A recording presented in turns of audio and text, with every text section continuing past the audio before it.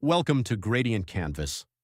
Today we're going to learn about linear regression as least squares, what the line of best fit really means, and how we find it without guessing. Here's a handful of data points.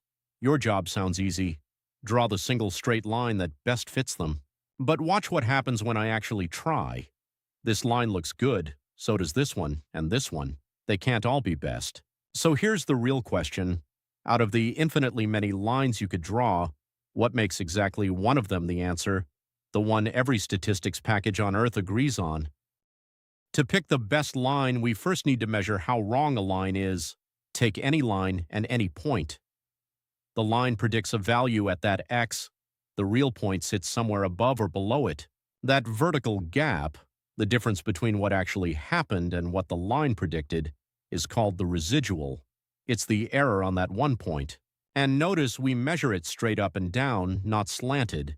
We're trying to predict y from x, so a mistake in y is exactly what we care about. Above the line, the residual is positive. Below the line, it's negative. Natural first thought, add up all the residuals and make that total as small as possible, but there's a trap. Points above the line give positive errors, points below give negative ones, and they cancel.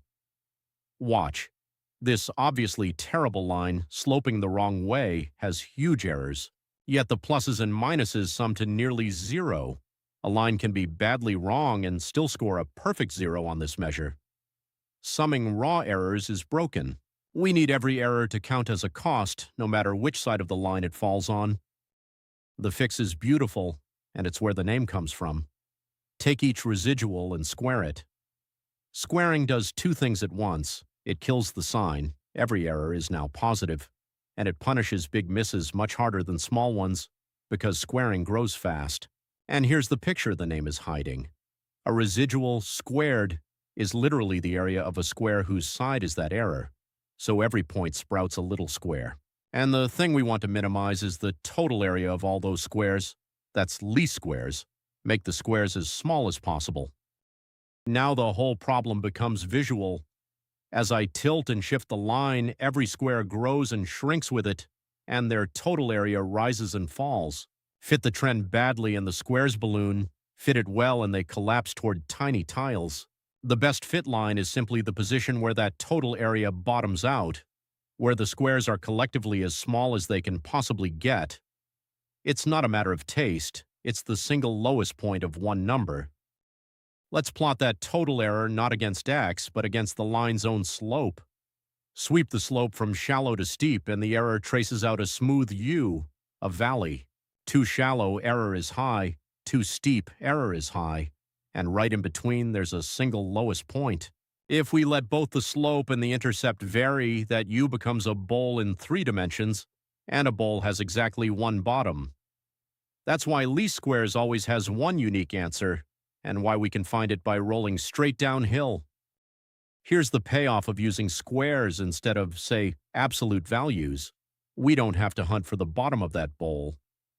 Because the cost is a smooth parabola, the minimum is exactly where its own slope is 0. Setting that to 0 gives 2 tidy equations, the normal equations, that we can solve directly. Out pops a formula.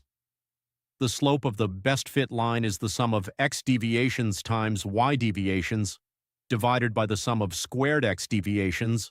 That's the covariance of x and y over the variance of x. And the intercept just forces the line through the average point. Y bar minus slope times x bar. 2 expressions, no searching at all. Let's actually run the numbers. 5 points, 1, 1, 2, 3, 3, 2, 4, 5, 5, 4. First the averages, x bar is 3, y bar is 3. Now for each point, take x minus 3 and y minus 3 and multiply them. That gives 4, 0, 0, 2, 2, which sum to 8, our numerator. For the denominator, square each x deviation, 4, 1, 0, 1, 4, that's 10. So the slope is 8 over 10, 0.8.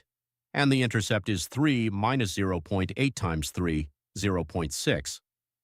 The best fit line is y equals 0.8x plus 0.6. Drop it onto the data, and there it is, threading the cloud exactly where the squares were smallest. 3 quick payoffs. First, this scales. With many features instead of one, the exact same idea, minimize some squared error, collapses into a single matrix equation. X transpose X times the weights equals X transpose E, giving weights equal to X plus times Y. Same least squares, more dimensions. Second, a gorgeous geometric truth.